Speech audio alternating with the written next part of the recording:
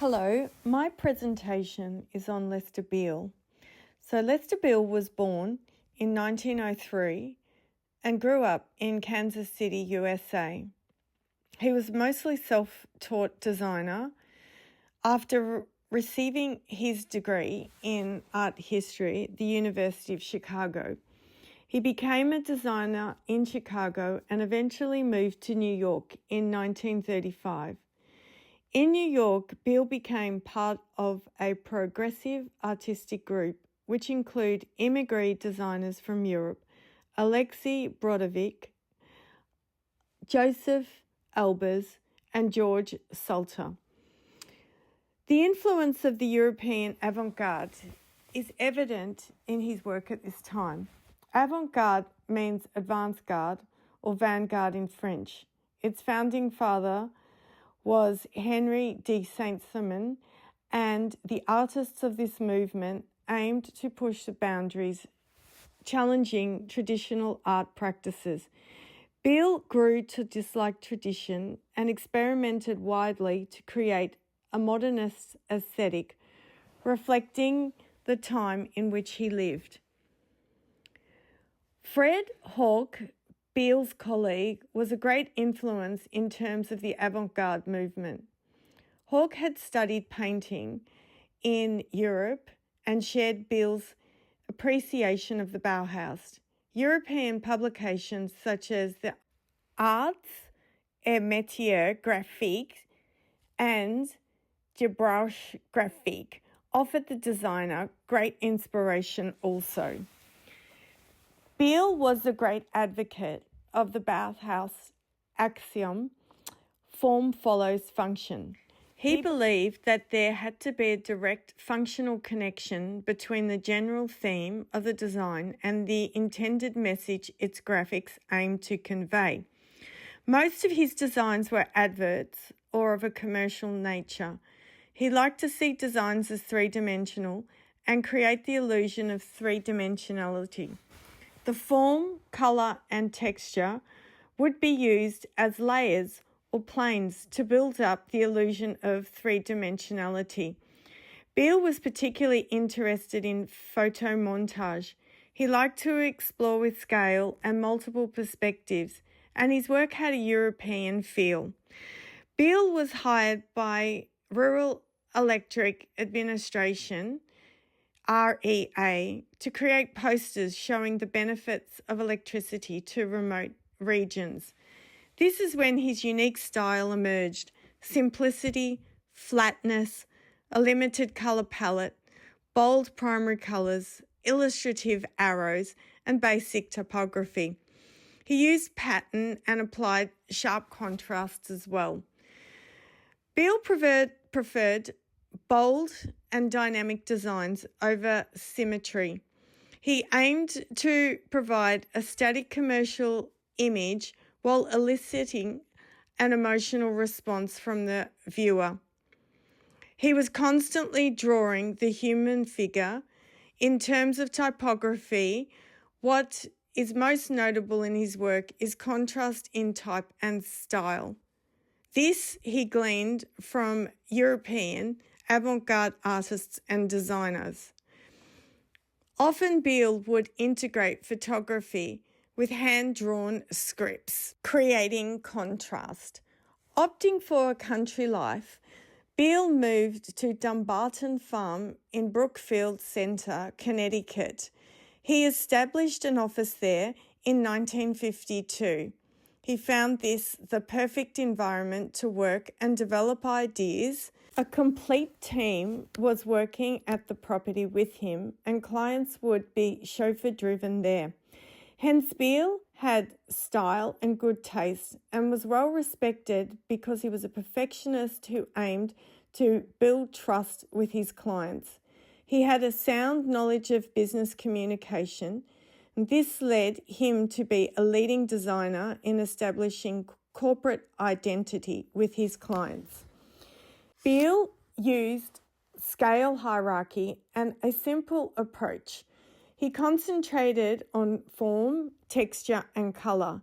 His penchant for mixing typography styles and His use of illustrative arrows was innovative, as was his use of thrusts and counter-thrusts to create balance and interest.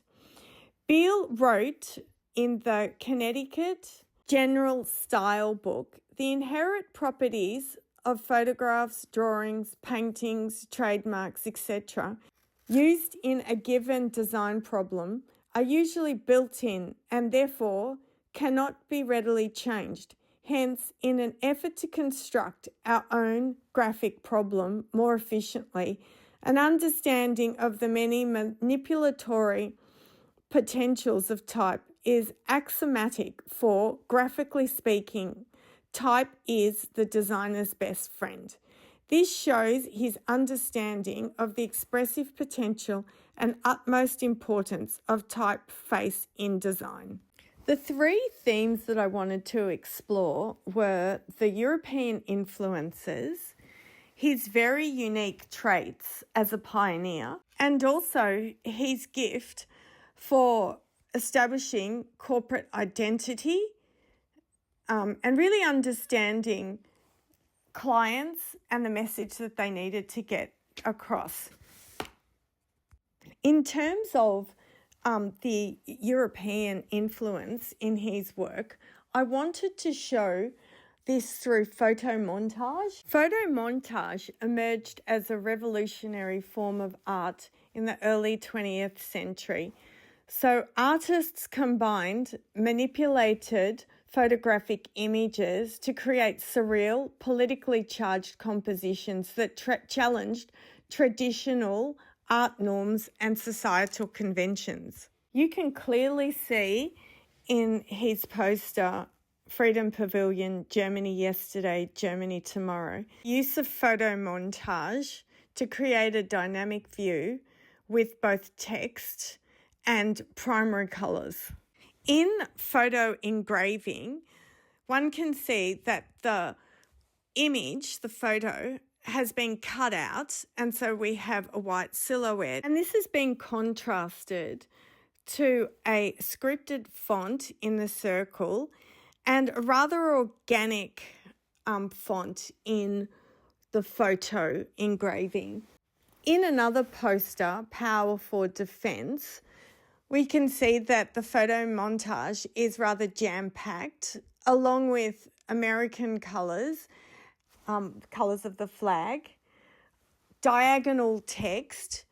All of these are features that Beale appreciated and used often.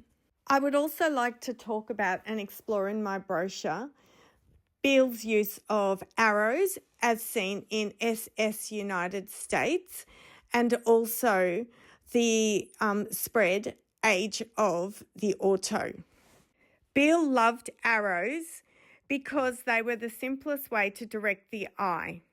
So in my brochure, I'm definitely going to concentrate on photo montage, the avant-garde, and those European influences.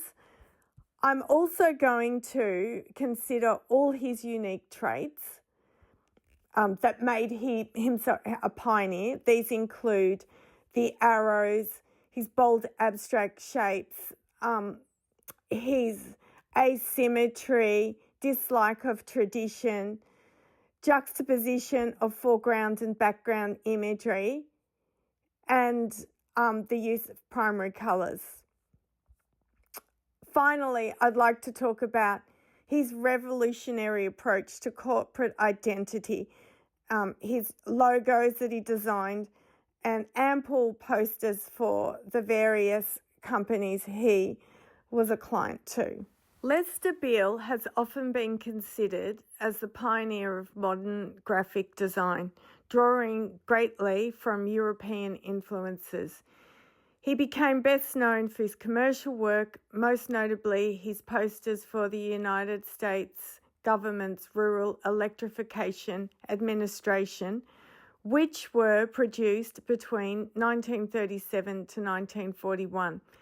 Beale has learned a great deal from his father, who was an inventor and a salesman for a print company. He was particularly interested in the spaces between letters in type and he used arrows to direct the eye and hook viewers into the message of a poster or design.